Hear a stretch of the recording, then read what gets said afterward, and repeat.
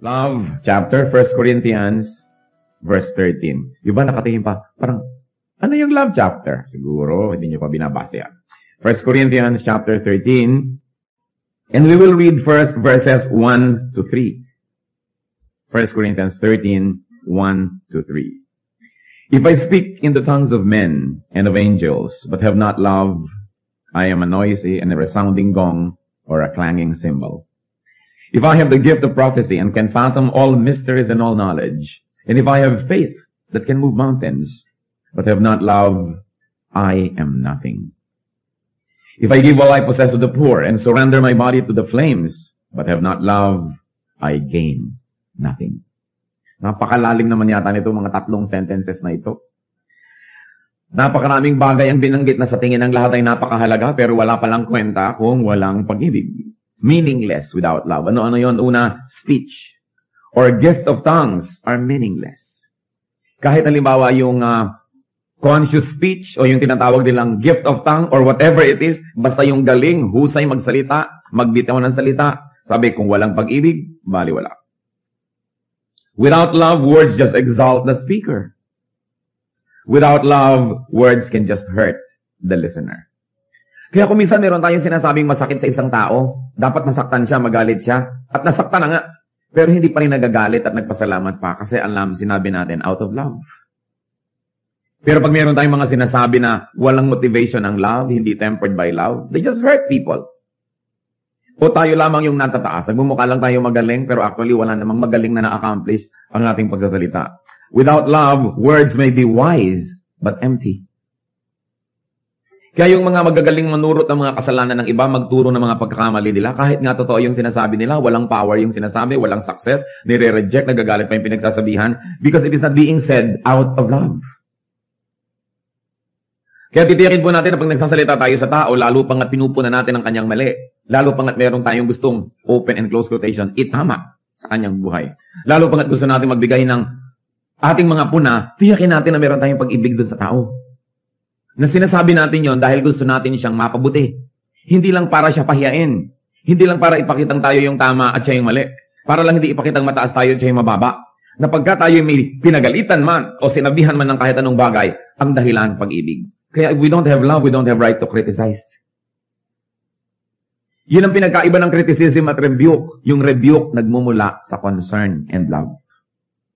Gano'ng karaming tao pinagsasabihan natin dahil actually gusto natin siyang ibaba o gusto natin siyang mapagalitan o gusto lang natin maipakita ang ating offense, ang ating tayo yung na-offense sa kanilang ginawa. Pero hindi naman talaga totoo sa puso natin. Gusto kasi natin siyang matuto para siya mag-improve.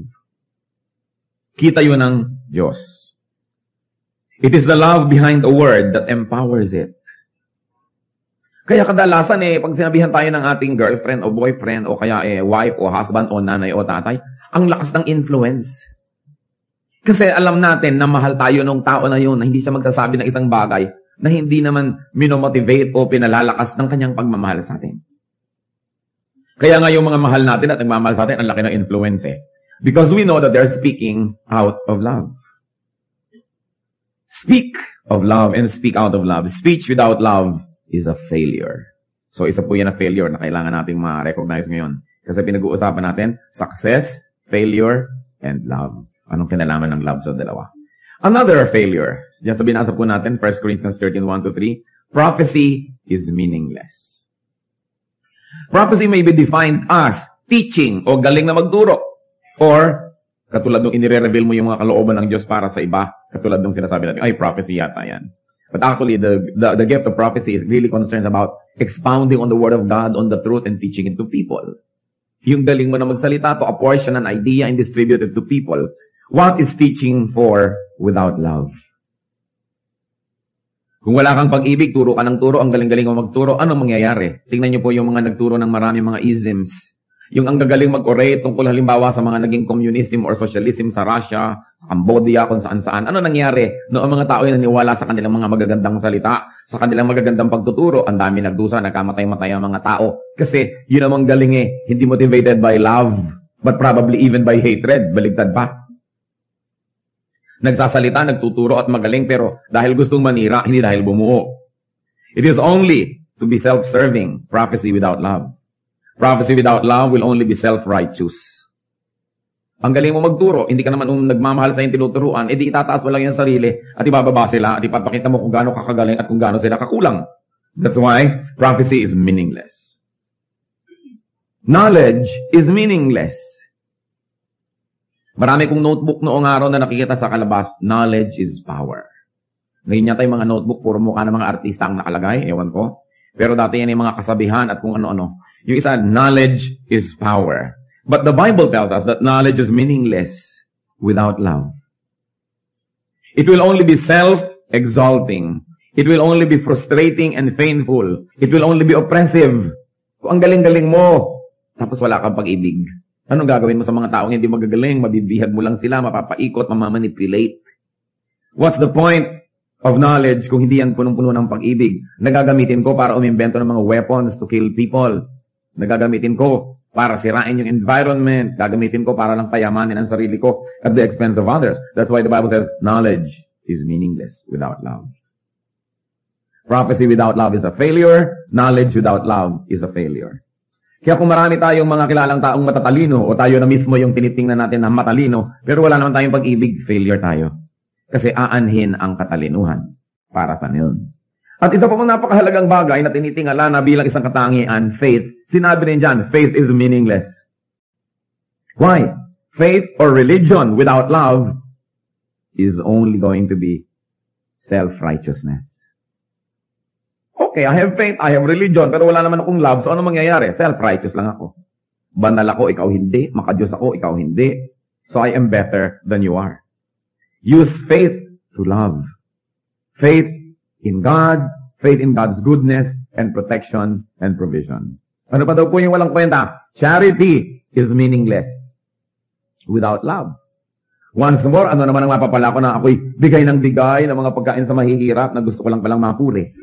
Gusto ko lang palang malagay sa dyaryo. O kaya, worse, tulong ako ng tulong, bigay ako ng bigay para tumanaw ka ng utang na loob at makontrol kita buong buhay. Kasi nasabi, love is meaningless and charity is meaningless. It will only be self-exalting, it will only be manipulative. Charity without love is a failure. So by now, nare-review na dapat natin kung kumusta ba yung ating speech, yung ating prophecy, yung ating knowledge, yung ating faith, yung ating charity. Then what else is meaningless? According to verses 1 to 3 of 1 Corinthians 13, sacrifice without love is meaningless. Sabi niya, if I surrender my body to the flames, kahit nasunugin ko pa ang aking sarili, magtiis, magsakripisyo, pero kung wala akong pag-ibig, baliwala rin yun. It will only be self-serving, so sacrifice for love, sacrifice to love. What then is love? Dahil without love, these are all meaningless things. Then we've got to go back and we've got to revisit the definition of the Bible, no? Not of the cards that you buy in the bookstores. What is the definition of love? Then we go on to read. 1 Corinthians 13, 4-7. Love is patient. Love is kind. It does not envy. It does not boast. It is not proud. It is not rude. It is not self-seeking. It is not easily angered. It keeps no record of wrongs. Love does not delight in evil, but rejoices with the truth. It always protects, always trusts, always hopes, always perseveres. So ngayon natin sukatin kung ano nga ba, meron nga ba tayong pag-ibig? O mga mag-asawa o may asawa, sukatin ngayon, mahal nyo ba talaga yung asawa nyo? Yung mga may anak, yung mga magulang, mahal nyo ba talagang anak nyo? Mga anak, mahal nyo ba talaga inyong mga magulang o mga kapatid? Mahal ba natin talaga yung ating mga kaibigan o nobyo o nobya o mga kasama sa trabaho o sa church, wherever? Kailangan sukatin natin yan. Sabi unang-una, love is patient. Love is not in a hurry. Kaya yung may mga magnobyo na may mga sexual desires sa isa't isa na hindi makapag-intay, hindi yan love. That is lust. Yung pinipilit ka na ngayon ha, kasi Valentine's Day. Sige na. Ngayon na, hindi makapaghintay mo. No, you are deceiving me. That is not love. Because love is patient. Naghihintay ng tamang oras, ng tamang lugar para sa lahat ng bagay. Love is patient. Ibig sabihin din, hindi siya impulsive. Hindi yung bugso ng damdamin ang nasusunod, kundi yung talino ng pag-iisip.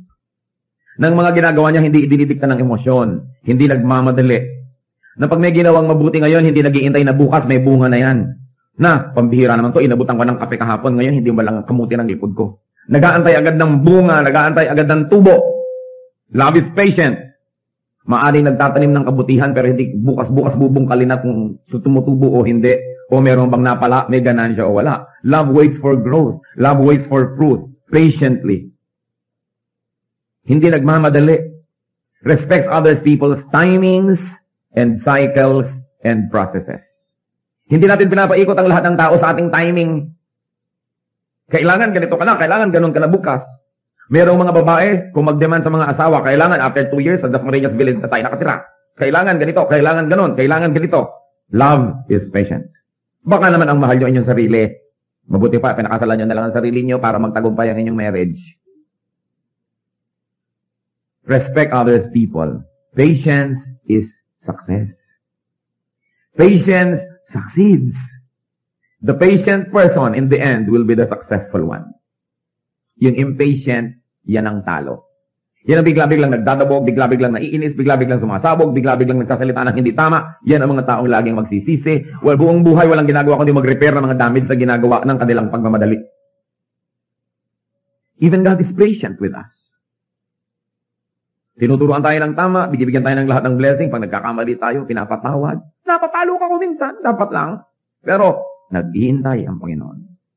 What else is the definition of love? Patient ba kayo doon sa sinasabi niyong I love you? One measure. Second, love is kind. Love is kind. So, ano yun? Love is kind thoughts. Thoughts. Ano bang iniisip ko tungkol dito? Sa isip pa lang, mabuti na ako sa kanya. Kasi alam niyo kung bakit dapat tayo mabuti sa isip? Kasi kung ano yung iniisip, mamaya ginagawa na natin. Ang katawan natin ay alipin lang ng ating isip. Ang ginagawa ng ating katawan ay dahil lang iniisip ng ating isip.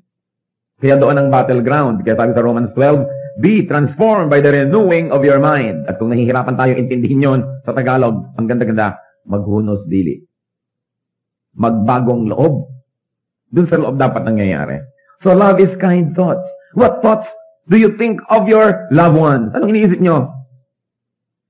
Yung mga magnobyo, pagka ikakasal, yung isa pagtayo, tatapakan yung isa para ma-dominate ko ito buong buhay. Una kong ilalabas yung pa ako sa simbahan para ako ang manalo. Thoughts pa lang, evil na eh. Anong sa palagay nyo mangyayari sa inyong marriage? Nag-uumpisa pa lang, iniisip mo na agad manalo ka, matalo siya. Love is kind thoughts. Love is kind words. What kind of words do you use to people that you profess to love? And words not when you are in a good mood, but when in bad. Siyempre, kung good mood ka, maganda yung words na lalabas eh. Pero paano kung galit ka na? Ipapaalala mo na hinangol lang kita sa putik. Naging tao ka lang sa akin. Tinulungan lang kita. Maraming mag-asawa, ganyan mag-usap. Loving, sweetheart, darling. Mamaya-maya nagsusumbatan. But love is kind words. What kind of words? Maraming mag-asawa, ang galing-galing magpintasan, to cut each other up and to wound each other's hearts. Kaya naghihiwalay eh. Kind thoughts, kind words. Love is gentleness. Na yung soft part or soft spot ng yung mahal sa buhay, kay asawa, kay nanay, kay anak, hindi mo yun sinasaling. Parang alam mo na, may sugat yung tao, bagong opera, doon mo pa kakalabitin, doon mo pa susundutin ang daliri mong marumi. Di po ba? Masadista ka noon. Pero may mga tao, pag alam nila yung weakness mo, pag galit sila sa'yo, yun ang kanilang i-attack, yung weakness mo. Evil yun, hindi yun love. Halimbawa, ayaw na ayaw mong nababanggit ang tungkol sa whatever, any weakness, yun ang ilalabas niya pag naglalabanan na kayo. That is not gentleness. So love is gentleness. Love is kind attention. Attention. What kind of attention? It's kind attention that we give to each other. And you know what? Kindness, like patience, succeeds. Ang pinaka-effective deeds are deeds of kindness. Kayo, anong naaalala niyo yung pinakamagagandang memories about people? Hindi ba yung deeds of kindness nila sa inyo? Yung kanilang pagpaparaya, pagbibigay, pagtitiis? Hindi ba yon? At kung gano'n ang naaalala natin tungkol sa isang tao, hindi ba wala tayong gagawin kundi mabuti para sa kanya? Hindi ba susuklian natin ang kabutihan? Kaya ang taong mapagbigay, yung taong mabuti, yun ang talaga nagtatagumpay. Sa biglang tingin, mukha siyang talo, mukha siyang kawawa. But in the end, siya talaga yung magtatagumpay. If you are kind, if you are patient, it looks like you lost the battle. But obviously, in the end, you will win the war. What else? Love does not envy. Love celebrates other people's triumphs and victories, possessions and all. Pero hindi, there's a lot of envy, even among couples. Pagka lumalaki na yung kita ng isa, kung pareho nagtatrabaho, nagkakainggitan na. Pagka yung magkakapatid, nagkakainggitan. Sa halip na matuwa ako dahil yung ate ko valedictorian at ako may bulok-totorian, galit ako. Hindi ako ate ng graduation. Hahanap ako ng mga weaknesses niya at ibabalandra ako sa buong bayan, lahat-lahat. That's envy. Many people who are supposed to love actually envy. Samantalang dapat kang matuwa. Yung kamag-anak mo, no, naging mayor, yung pinsan mo, naging beauty queen, o whatever, may tagumpay itong kapitbahay mo, yumaman yung kapitbahay mo, di mabuti. Kung hindi ka man lang niya mabigyan, at least hindi ka na niya hihingan. Hindi mabuti. Pero, the evil nature of people, actually, nalulungkot pag may nagtatagumpay. But love does not envy. Tingnan ninyo ang reviewin ng relationship with the people that you are supposed to love. Baka nagkakainggitan, nagko-competition. Yung mga professional competition ng mga magkakapatid, magpipinsan, mga mag-asawa. It's out of place. Love does not envy. Ano ba po ang sabi dyan? Love does not boast. Ano po ba yung pagyayabang? Boasting may consist of obvious self-exaltation. Pagtataas sa sarili o pagbababa sa iba. Pare-parehong boasting yun. Yung, bakit? Kung akong gagawa niyan, ganitong gagawin ko, ibig sabihin, mas magaling ako sa'yo, mali ka, tama ako. Kami nga sa amin, ganito kami. Imbikitin ka pa. Namimiserablehan ka na nga sa buhay mo, ipapakita pa niya kung gaano kaganda yung buhay niya. So, actually, boasting yun. Ang goal ng mga nagyayabang, pababain ka at pataasin ang kanilang sarili. At alam niyo kung bakit? Kasi sa kalooban ng puso niya, mababa ang pagtingin niya sa kanyang sarili.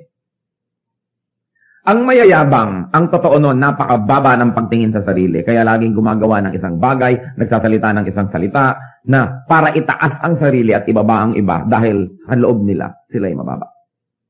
Kasi kung sa kaloob-looban mo, alam mo na mataas ka eh. Hindi dahil sa yabang, kundi alam mo naman yung facts. Na talagang mahusay ka naman, o maganda ka naman talaga. Hindi mo naman kailangan laging sabihin, kasi obvious yun eh. Kaya yung mga mayayabang, insecure lang yan. Empty can strikes loud. Di po ba? Pag may latang maingay, walang laman. Kasi yung latang puno, tahimik. Kaya ibangga nyo, kaya ihulog nyo, tahimik. Puno eh. Yung walang laman, ang ingay. So madaling malaman, walang laman naman ito. Ano ba yan? May panalangin nga siya. Ang ingay naman ito. Yung lagi nalang, look at me, ako'y bida, ako'y ganito. Kung hindi pa sa akin, kung hindi pa sa akin. Yung ganon, yung mga insecure ng mga tao. But love does not boast. If we really love, we do not boast. You love the poor, tapos i-display mo pa lahat ang yaman mo para lang sa mamiserablehan. You love people, pagkatapos iinggitin mo pa. Boasting may consist of threatening others with one's absence. Boasting yon. Yung lagi nalang ipapanakot, sige, mawawala ako sa buhay mo. Tignan ko lang anong mangyari sa'yo. I'll walk out of your life. Ikaw din. Boasting. What else? Proving what harm one could inflict on another. That's boasting. Yung, sige, sinubukan nyo ako, malalaman nyo kung sino ako. Gagawa ka ngayon ng lahat ng magagawa mo para sa saktan. That's boasting. Papakita natin kung ano tayo, what harm we can do. Can you imagine how wicked people have become na ipinagyayabang nila how harmful they can get? Get rid of boasting to your spouses. Sa mga may asawa, this is one major crime, yung nagyayabang kayo sa inyong asawa. Para nyo bang laging ipinapakita, kahit umalis ka, I will survive. Kanta ka ng I will survive. Ipapakita mo pa na actually mag-i-improve ang buhay ko pag nawala ka, hindi kita kailangan, this and that. Get rid of boasting to your parents. May mga anak naman, ang yabang-yabang din sa mga magulang o kaya sa kanilang mga kapatid. Tapos sa mga kaibigan, ba't pa kayo nagkaroon ng kaibigan kung iinggitin nyo lamang at lagi na lang kayo magmamataas? Di wala yun. You need fans, not friends. Boasting fails to exalt a person. Kasi ano ba yung goal? Itaas ang sarili, ang totoo, yun ang mamayayabang, hindi naman talaga tumataas. Yung mga tao pagtalikod doon, ano ba yun? Hangin naman. Diba? Ang lakas ang hangin. Yung hindi niya talaga naitaas ang kanyang sarili, lalo lang siyang bumaba. Nabibigo ang kanyang ginagawa. Love is not proud. Pride can take the assume of needless self-sufficiency. Ipapakita mo sa tao na hindi mo siya kailangan. Pride yun. We need each other. We need each other. Pride can take and assume the shape of not admitting one's errors or shortcomings. Nagkamali na, ayaw pang aminin ng nagkamali. O inaamin na sa loob, ayaw pa mag-sorry. Pride yun eh. Alam nyo po, there are very, very few miraculous or magical words in the vocabulary of human beings. At kung gusto niyo maging miracle worker o magician, dapat madali nating nailalabas itong mga magical words. Isang doon, I'm sorry. Grabe ang nagagawang miracle ng word na yan. Nakasakit ka, nagkamali ka, pero here you are and really meaning it, saying, I'm sorry. Meron pa yung, excuse me. Napakahalaga ng word na yun. Excuse me, I'm sorry, at thank you.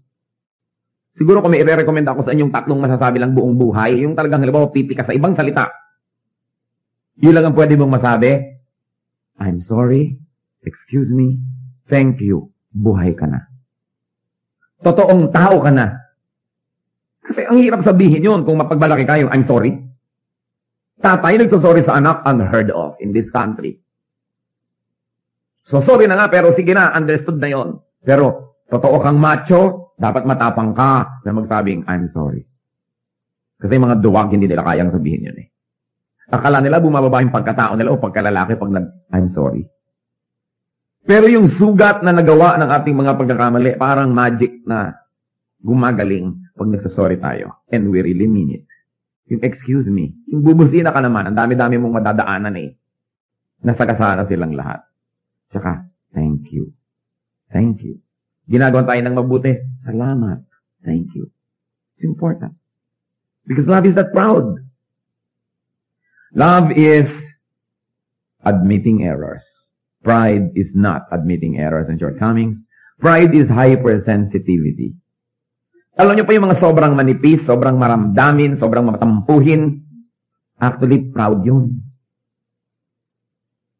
Yung pagtatampo, pride yan eh. Bakit? Dapat importante ang treatment mo sa akin, hindi mo ako binigyan ng important treatment, kaya ako nagtatampo.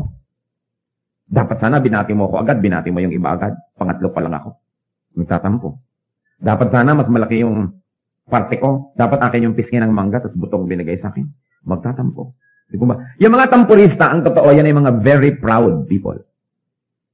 They think that the world owes them courtesy and kindness and goodness all the time. And when the world fails, nagtatampo sila. Kaya napakalaking kasalanan yan eh. Yung sobrang pagtataas sa sarili, ngayon, pag ang mga tao hindi nag-cooperate sa pagtataas mo sa iyong sarili, galit ka, nagtatampo ka. Ano pa? Pride can take the shape of self-importance. Pompousness. Yung gusto mong lagi kang bida, lagi kang nire-recognize, lagi ka nalang kinikilala. And of course, pride is seeking captives. Ang tingin mo lang sa mga tao, puro bihag. Kaya ko yan, controlled ko to, controlled ko yun. That's pride. Pride fails to give victory. Sa lahat ng ginagawa ng pride na para magmukha siyang victorious, mukhang siya ang bida, lalo siyang bumababa. Kasi wala naman talagang taong nai-inlove sa mga proud people at wala naman talagang taong humahanga sa proud people. Kaya kailangan na tayo po ay totally lost para maging proud eh. And we've got to be ignorant to be proud. Kasi pride is related to attaching self-importance. Pero kung totoong bukas ang ating isip at matalino tayo, alam naman natin hindi tayo importante. Alam naman natin na hindi tayo magaling. Alam naman natin na lahat siguro ng mga pinupuri ng mga tao tungkol sa atin ay hindi totoo. Dahil sino nga ba tayo? Yung taong makatotohanan, bukas ang isip at kilala ang kanyang sarili, yun ang humble. Kasi alam niyang, ganun lang yun.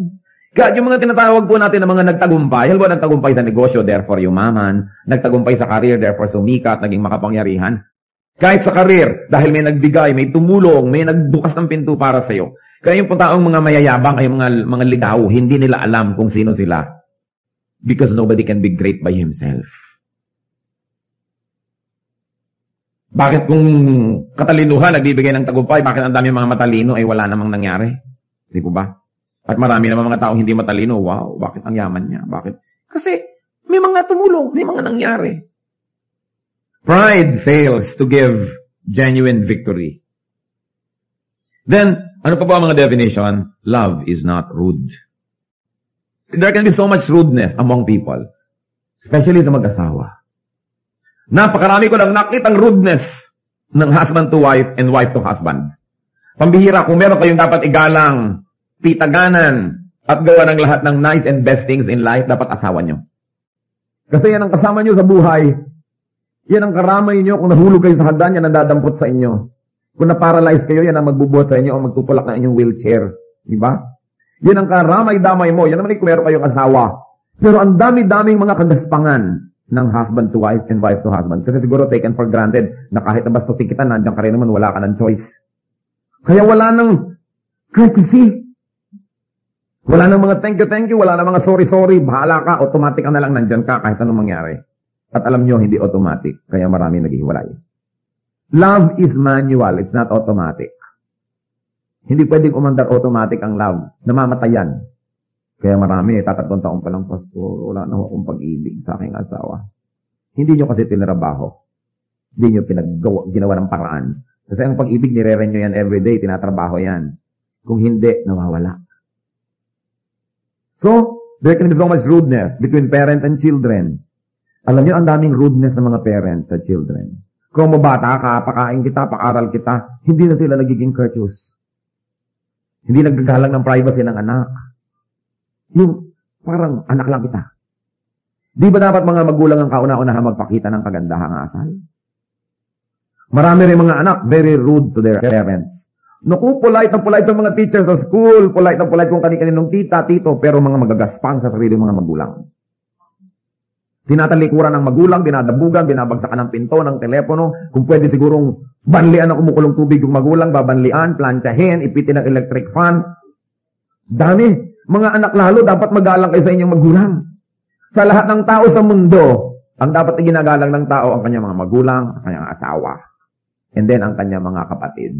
Kasi when all the chips are down, pag tinalikuran kayo ng mundo, yan ang mga matitira sa inyong buhay. Magulang, anak, asawa, mga kapatid. Yan ang natitira kahit anong mangyari. Kita nyo, yan ang nandyan. Kaya kailangan, courteous tayo sa kanila. Ang courteous mo sa stranger, ang courteous mo sa waiter, pag naglagay ng kutsara, thank you. Ang etiquette mo talaga by the book. Pagkatapos yung mga tao na pag naghihingaluk at tumirik ang iyong mata, nandyan, hindi tayo courteous. Napaka-importante. We give all courtesies to strangers in public places, sa mga kotilyon, sa mga dinner at mga parties. Pero yung mga tao talagang permanent fixtures of our lives. Dapat polite tayo sa kanila. Alam niyo yung politeness sa mga anak sa magulang? Sa Arabia, sa Arab world, hindi pwedeng ipakita ng anak ang kanyang talampakan sa kanyang magulang. That's rudeness. Hindi pwedeng nakatapat yung magulang mo, itataas mo yung paa mo na gano'n, na nakaharap yung paa mo sa kanya. Rudeness. Iniingatan yung ganong klaseng mga bagay. May mga anak na hindi tumatalikod sa magulang. Yung pagka umaalis ay medyo paatras ng konti, hindi bigla-biglang tinatalikuran. Courtesy. Ang daming nakita ko na, mga kolehiyala, mga college boys, ang polite to strangers, pero ang rude sa kanila mga brothers and sisters. Kung meron nga kayong dapat na pakitaan ng pinakamabuting ugali, yung kapatid nyo eh. Kasi unang-una, kapatid nyo yun. Second, tinalikuran na kayo ng buong mundo, yan ang magtsatsaga sa inyo, yung mga kapatid niyo. Mga kamag-anak. And our friends. Alam niyo kung minsan sasabihin ng iba, alam mo, mas close pa ako sa pinsan ko kaysa sa kapatid ko. Kasi siguro mas polite kayo sa pinsan niyo kaysa sa kapatid niyo. Yung iba sasabihin, close pa ako sa friend ko kaysa sa sarili kong kapatid. Siguro yung friend mo, nagsishare pa kayo ng lollipop, kung ano-ano pang mga sweetness ang ginagawa niyo to each other, nagpapautangan kayo, nagpapahiraman, pero yung kapatid mo, sungit-sungit mo, hindi makapasok sa kwarto mo, paano ka nga magiging close doon? Hindi naman siguro mahirap yung arithmetic niyan para masolve niyo yung formula. Courtesy. Because we have a tendency to be rude to people who are very close to us. Baligtad. Yung mga close sa atin, doon nga tayo dapat pinakamapino at pinakamaayos kasi close sa atin yun eh. Maraming mga husband and wives lalo na very rude to each other. Walang paggalang. Mabuti pa nung nagliligawan. Pero nung mag-asawa na iba na. Rudeness can take the form of words. Anong mga klaseng salita ang binibitawan? Kung ba naman at is na tayo sa kanya, hindi na tayo magkokorte ng magandang salita kahit ano na lang? Rudeness can take the form of gestures. Gestures. Marami ko nakikita mag-asawa, medyo nagyayabang-yabang siguro ng konti yung lalaki, yung babae, naku, ang kilay nandun sa kisame. Nakaganyan. Sa harap ng mga tao, hinihiya yung sariling asawa. Anong ine-expect nyo na magiging relasyon nyo kung ganun kayo? Dapat nga, pagka medyo nagyayabang-yabang ng konti kasama, ikaw na yung parang tadhanga na nagniningningang yung mata sa pagtitig sa kanya. Siguro, titibay ang inyong pagmamahalan. Pero, ayan na naman niya. Okay. Kaya kayo nagdi-disagree, not in public. You do not erode, diba? The authority and dignity of your spouse in front of other people. Diba? Gestures. Manners. Disposition. Ang dami-daming babae, paghaharap sa ibang lalaki sa labas ng bahay, ang ganda-ganda. Pag nakaharap sa sariling asawa sa loob ng bahay, hindi mo malaman kung multo o ano. Bakit ganon? Ang rude-rude sa harap ng asawa ko, ano-ano mga nakalagay, bla bla bla. Pagkatapos sa harap ng iba, paglabas ng bahay, ang ganda-ganda. Sino ba pinagpapagandahan nyo? Mukhang tiriring kayo sa bahay. Tapos ano, sino dinidisplay mga lalaki sa kalye? Dapat nga, polite ka sa iyong asawa, di po ba? Na tinisikap mo talagang to be the best. Kaya naman marami mga tao pagtagal, parang na lang kami magkapatid. Bakit nga hindi kayo magiging para magkapatid? Lagi na lang nakabuyang-yang na parang kinulay yung babae. Wala nang itinago, wala nang charm, wala nang magic, wala nang mystery. Kaya sila lalaki naghahanap ng ibang mystery at magic. Although of course, hindi naman justifiable yun kahit mukhang kinulay ang asawa nyo, laging nakabuyang-yang dyan.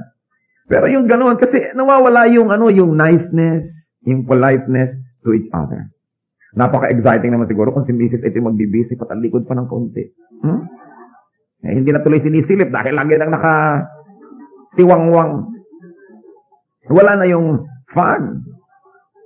Rudeness, ganun din yon. Dahil tinitake for granted mo na lang eh.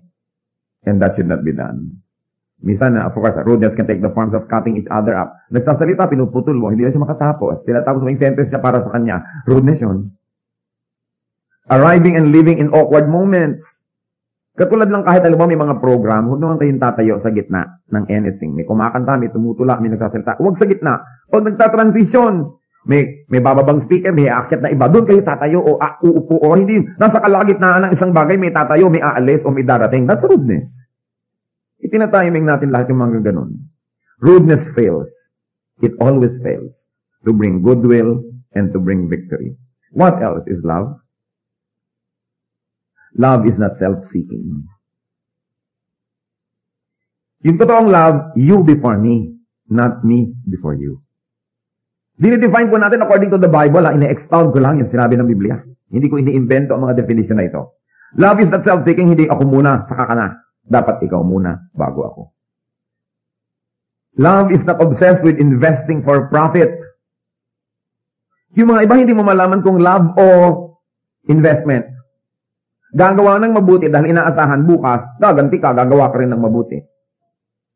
Ang tunay na pag-ibig, gumagawa ka ng mabuti dahil kay mabuti, kahit pa nga ano yung gawin ng tao, pabalik sa'yo, gumagawa ka pa rin ng mabuti. Kasi kung ang ina-expect mo lang lagi ay profit, negosyo yan. Hindi yan love. Love is not self-centered but other-centered. Being self-seeking fails to give value to self. Ang tunay na halaga natin ay hindi yung halagang pinipilit nating ilagay sa ating sarili at pinipilit natin ng ibang tao sa paligid na ibigay sa atin. Ang tunay na halaga natin yung kusang ibinibigay na pagpapahalaga sa atin ng iba. Yung kusa. Hindi napilitan dahil natakot so nagbow na good morning sa'yo. Dahil natatakot lang pala sa'yo, kaya ka ginu-good morningan. Pero kung hindi ka na niya papansinin, edi wala talaga tayong halaga. Ang ating antayin yung pagpapahalaga ng iba. Hindi yung pagpilit natin sa kanila na magpakita ng mga ceremonial na pagpapahalaga sa atin. Love is not self-seeking. And then, of course, love is not easily angered. Still, we're talking about 1 Corinthians 13. Pang-8 na nga na definition natin ito kung nagbibilang kayo. Love is not easily angered. Hindi madaling magalit. It is considerate and broad-minded. Kaya siya hindi madaling magalit. Hindi lang dahil magaling siyang magtimpi. Although that is good. Na, galit na ako, pero nagtitimpi ako. So, hindi ako nagmumukhang galit. Pero ang totoo ay galit ako. Hindi po ba? Pero yung talagang love that is not easily angered, hindi nagmumukhang galit dahil sa loob, hindi talaga galit. Iba naman yung mukhang galit at iba naman yung talagang galit. Di po ba? Iba naman yung hindi naman siya mukhang galit, pero galit siya.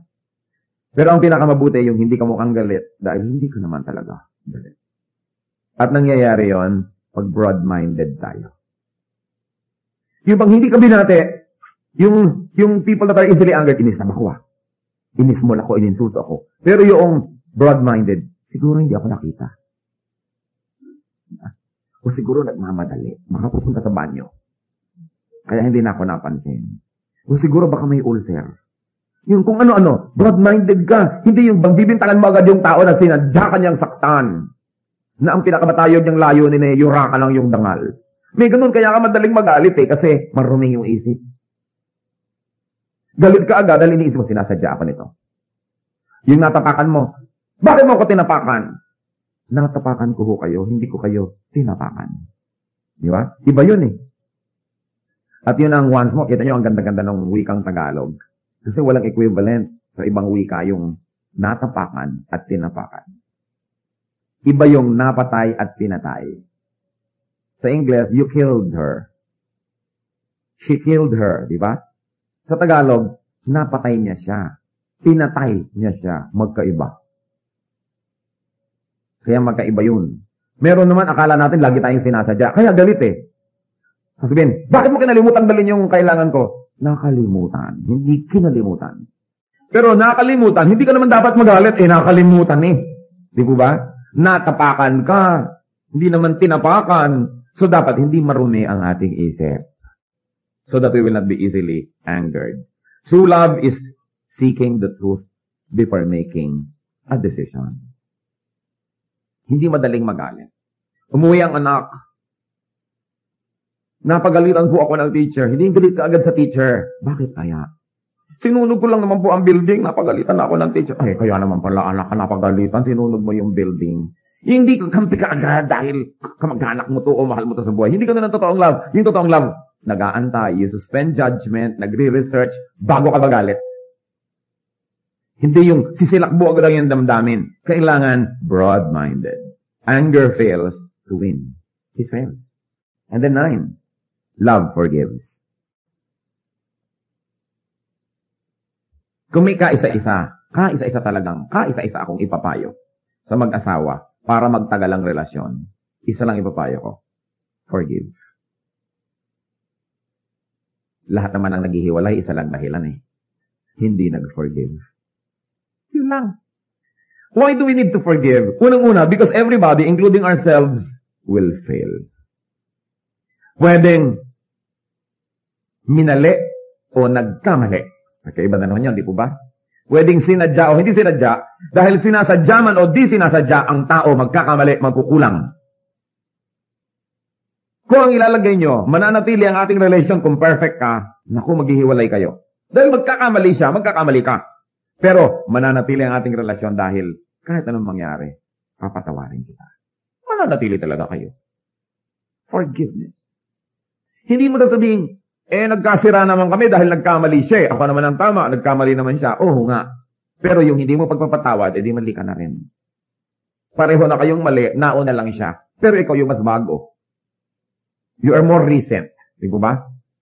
Nauna lang siya, pero ikaw yung mas sariwa ang pagkakamali. Kaya kailangan pareho kayong magkamali para kayo maghiwalay eh. Gumawa siya ng maling-mali. Ikaw naman, hindi ka nagpatawad, pareho lang kayong mali. Hindi naman yan excuse para sa mga gumagawa ng mali na blackmailin nyo lagi mga asawa nyo, oy, magpatawad ka. Di ba? Dahil kayo rin tinuturuan, you must be kind, courteous, lahat-lahat, itinuturo rin yun. Pero when all else fails, when nothing works anymore, there's only one thing that will be left working and effective, forgiveness. So, love forgives. Sabi, it keeps no record of wrongs. Ang ganda nga nung talinghaga. Dahil marami mga tao, they keep records of wrongs. Pagka, halimbawa, nagkamali yung asawa. Ganyan-ganyan ang ginawa mo noong June 2, 1962, July 4, 1977, at December 31, 1980, ha? Ba, alam lahat. Huwag kayong mag-iingat at mag-iipon ng mga ganong bagay. Kasi bakit iniingatan, iniipon? Kasi naghahanda kayo ng gera. Pag nag-iipon kayo at nagtatanim, ibig sabihin lang, may pinaghahandaan kayong confrontation para mailabas niyong lahat. At pag naghahanda kayo for confrontation, you will get it. Kita niyo yung mga mahilig mag-aral ng martial arts, laging napapaaway. Paano? Gusto nilang magamit yung mga nalaman nila, kaya talagang sa little excuse makikipag-away. Kita niyo may barel, nakakapamarel. Makakapamarel ba kayo kung wala kayong barel? Kaya kung ayaw niyong mapasubang mamarel, huwag kayo maglagay ng barel. Ganon din yun, yung nag-iingat ng mga at nag-iipon ng mga kamalian ng kapwa, darating ang araw, isusumbat niyo lahat yun. Kasi, kaya niyo iniipon para maisumbat. And there's one thing I like to remind you. Pag isinumbat niyo ang pagkakamali ng isang tao, lalo ang kabutihan ginawa niyo sa kanya, bayad na. Naisumbat niyo na, bayad na. Kung pinakain kita nun, tinulungan kita nun, bayad na. Isinumbat niyo na eh. Kaya wala na siyang utang na loob. Pag isinumbat na, wala na tayong utang na loob. Bayad na. Kaya kung gusto niyong manatili na may estimang tao, huwag niyong sinusumbat-sumbat ang ginagawa niyong mabuti. Kasi nabubura. Sa halip pa nga kung minsan na-affection ang naramdaman ng ginawa natin ng mabuti, inis pa eh. So, failure ka. Kasi nanunumbat ka eh. Pinag-uusapan po natin yung success, yung failure at yung love. Kung ano ang kinalaman ng mga bagay na yon. Anything done not out of love will fail. Kahit mabuti yung gawa. Tapos isusumbat mo, wala na. Bayad na, tapos na. Sayang. So love forgives. And of course, tries to forget. Love keeps no records of wrongs. Meron pang ang romantic definition of forgiving. Forgiving is not only giving your blessing for a person, to a person. Forgiving is not only forgetting. But forgiving is a renewal of a willingness to be hurt again. Romantic, no? Pero kung talagang you keep no record of wrongs, ganun yun. Yung parang, I forgive you, pwede mo uli akong saktan. Pero, pangatlong beses na yan, patatawarin kita ngayon. Pero pag ika-apat, makikita mo. Hindi sa totoong forgiveness. Kasi ang Diyos din pag humingi tayo ng forgiveness, hindi naman sinasabi sa inyo, pang 5 beses ka nang nagsinungaling sa iyong buhay. Wow naman, 5 beses pala, ano kayo, santa? Pero, pang 5 na yan, pag naka-6, hindi na kita papatawarin. Di ganoon din ang trato sa atin ng Diyos. Ang sinabi pa naman ng Panginoon, if you do not forgive men their trespasses, neither will your heavenly Father forgive you your trespasses. Kung di ka nagpapatawad sa iba, hindi ka papatawarin ng Diyos. Ang panukat mo sa iba, yun din ang panukat sa'yo ng Diyos. So, kung kuripot ang pagpapatawad mo sa iba, kuripot din ang Diyos sa pagpapatawad sa'yo. Pero kung pirmi ka nagbo-blow out ng pagpapatawad sa iba, ganun din ang Diyos. Maluwag ka sa iba, maluwag sa iyo ang Diyos. Mahigpit ka sa iba, mahigpit sa iyo ang Diyos. The measure you give is the measure you get. So don't burn the bridge over which you too must pass. Sa galit mo sa mga kaaway para huwag silang makatawid ng ilog, sinunog mo na yung tulay, ikaw din ay tatawid. Paano ka? Don't destroy forgiveness in terms of other people's errors because you will also destroy it for yourself. Kaya mahalaga. Love forgives. Number 10, love does not delight in evil. Love does not delight in wrong done with loved ones and does not delight in wrongs done by loved ones. Ang love objective, hindi siya nagpapabaya na yung object of love niya dahil lang mahal niya, gumagawa ng mali, tinotolerate niya. Napakasama ng rapist na yan, evil siya, blah blah blah. Biglang sabi, kapatid mo yun, baka naman nagkamali lang. Dahil kapatid mo Alam niya naman tayo mga Pilipino.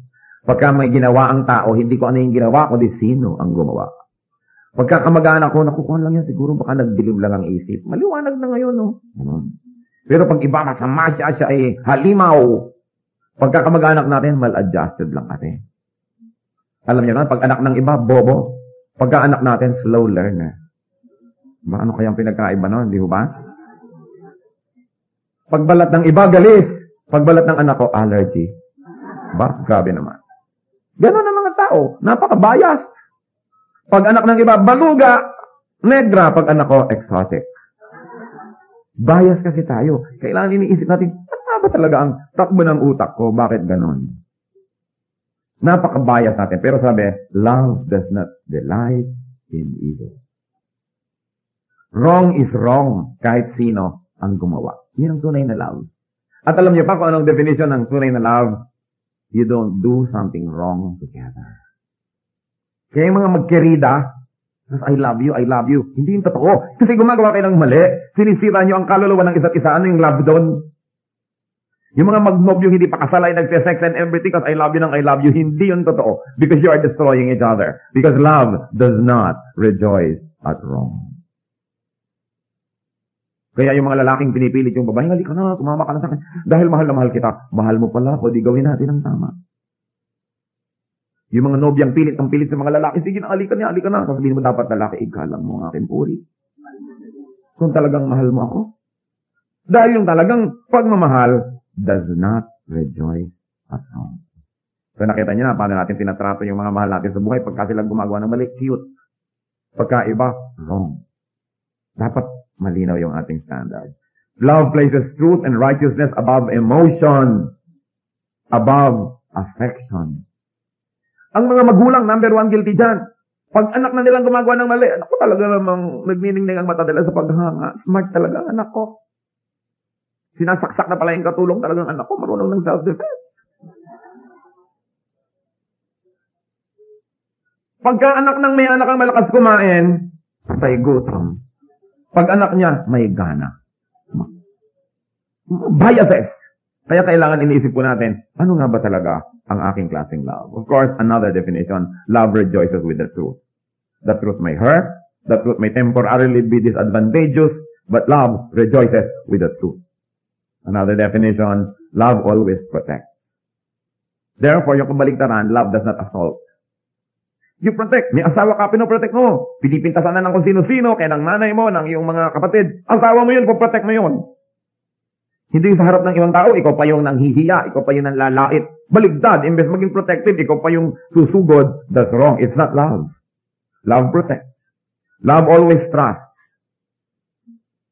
Nagtitiwala. Hindi lagi nalang umaandar ang mga James Bond mind. Lagi nalang nagdududa. Lalo yung mga selosa. Alam nyo, impyernong magkaroon ng asawang selosa o seloso. And I know of so many cases na hindi kayo maniniwala na ginagawa ng mga nagseselos na asawa. Meron na lang kulang paggabi, bakura ng barbed wire yung higaan ng asawa niya dahil baka lapitan ng katulong. Oh my goodness. Di po ba? Sa bagay, meron ka sigurong lumalapit din. Pero oras na nawalan kayo ng trust. And every day, lagi kayo nagsususpecha, alam nyo, magiging kayong halimaw.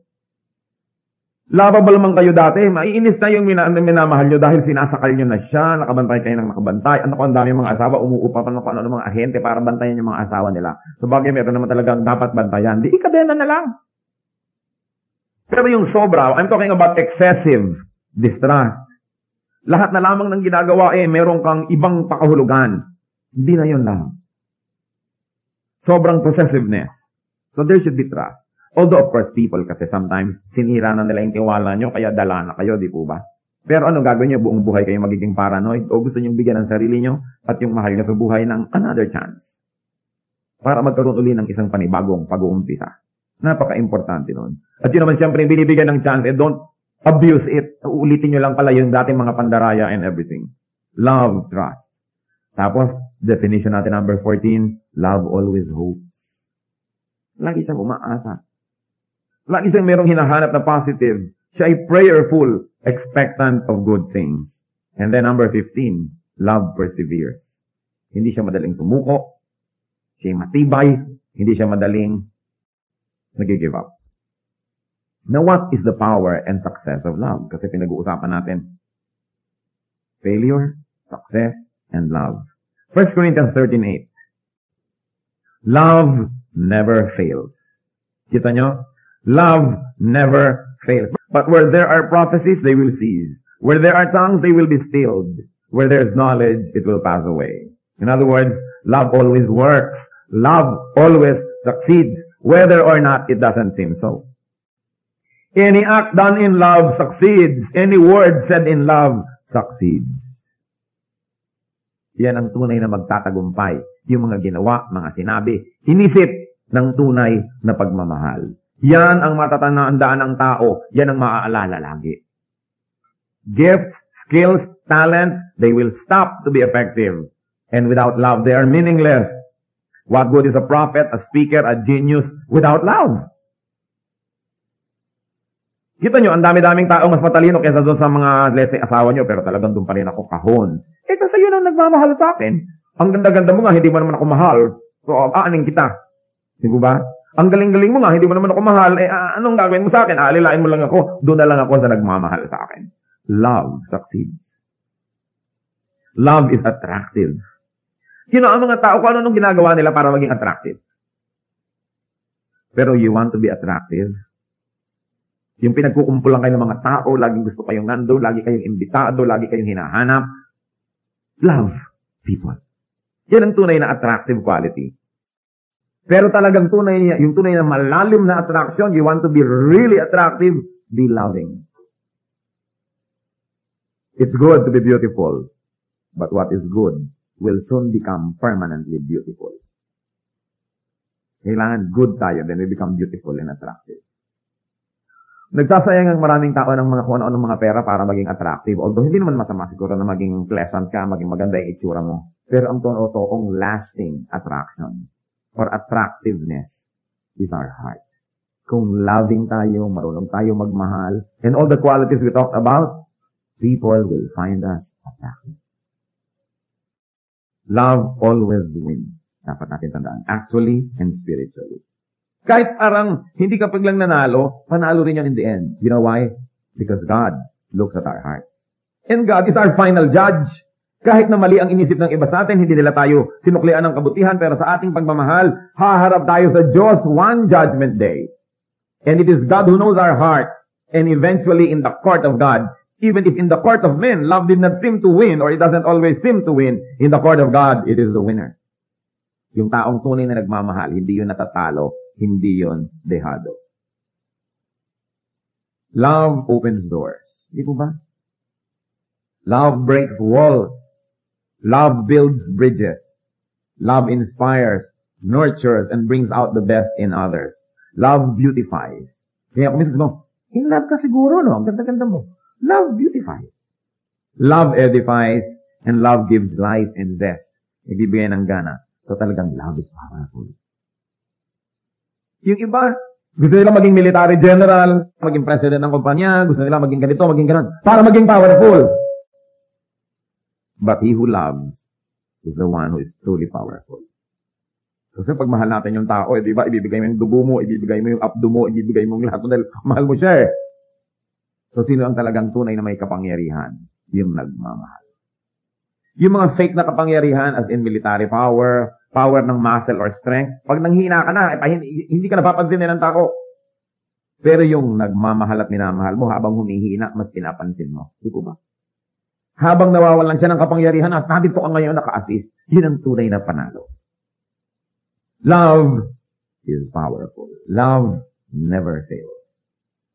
He who loves succeeds. Kaya po tayo pupunta na sa final sagot ng ating bugtong. Paano ba nagiging successful ang isang tao? Be loving. The person who loves succeeds. Because love, according to the unchangeable Word of God, the wise Word of God, sabi, love never fails.